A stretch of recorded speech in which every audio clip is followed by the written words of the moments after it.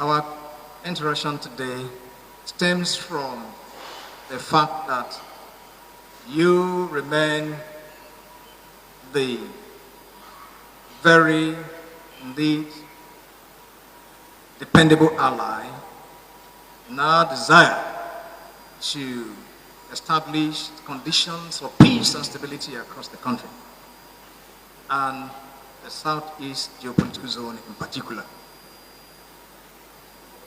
I have said this before, and I thought it bears repetition to indicate that you are the most qualified, in my view, amongst the various stakeholders who have interests within the matrix of peace around the matrix of defense and security of our nation. This is arising from the fact that you have the requisite training and experience to be able to contribute meaningfully to the current effort at addressing the imbalance of security within our country. This is because you have served, now retired and living amongst the people. You understand better issues that have to do with security. You have the ears and of course the eyes of those of us that are serving. You're also able to dissect the differences, the issues as they present themselves. You also know the misperceptions that have attended to security issues within the country. And so given the current dynamics of insecurity, the asymmetric nature of these threats, the hopes on you to advise us on way forward for their containment. Yes, the armed forces, just as was earlier pointed out, are the forefront of addressing these security threats. But we also believe that the feedback coming from you will be very critical in redressing these security threats.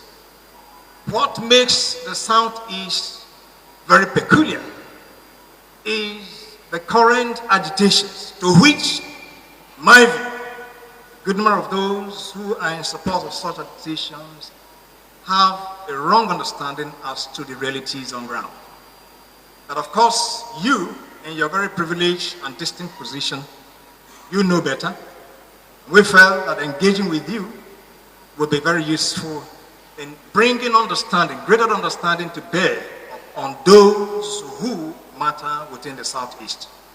And I believe that you remain loyal because, as I've always mentioned, that because you have served, because you have shown a lot of patriotic zeal, you remain sold out. You and I, of course, those of us that are serving, and you remain sold out completely to unity, faith, peace, and progress of our nation.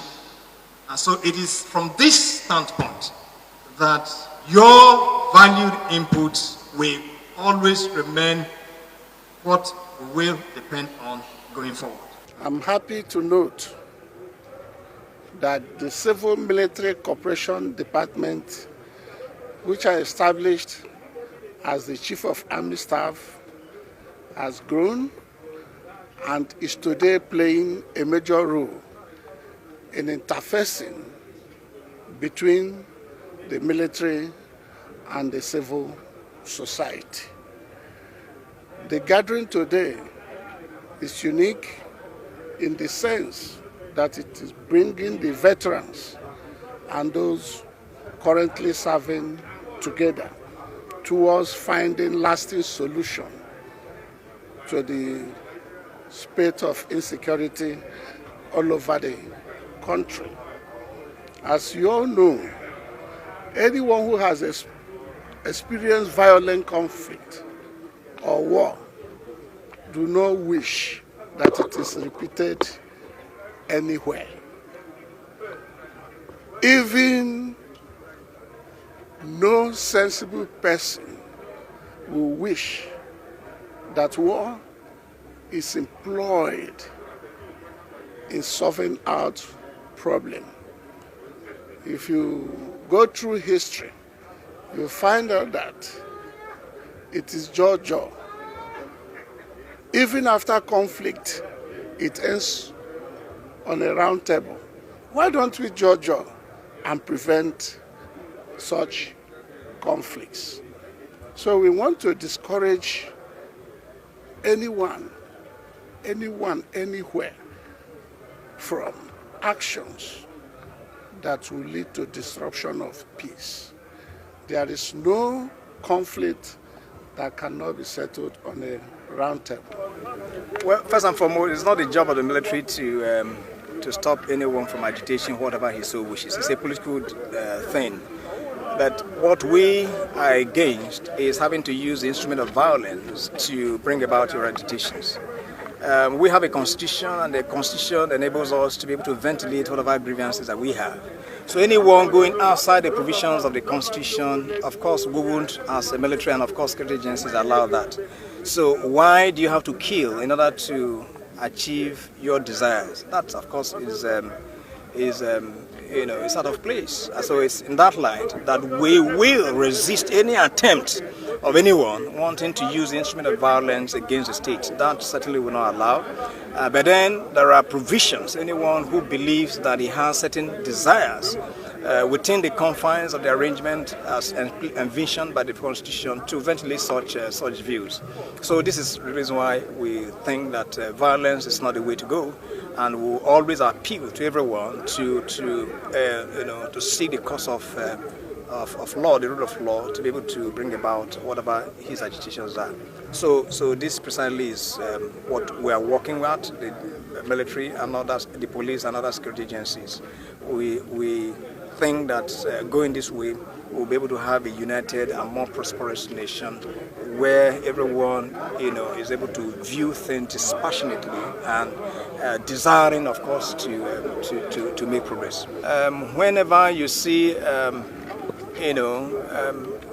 security setting to the generality of the people, of the populace, and of course the environment, that is devoid of tension.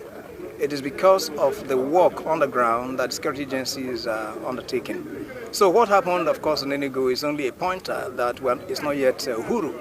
And so that's the reason that even more makes this interaction to be very compelling. And I believe that going forward, we will see an incremental improvement in the security disposition, not just in the southeast, but of course across.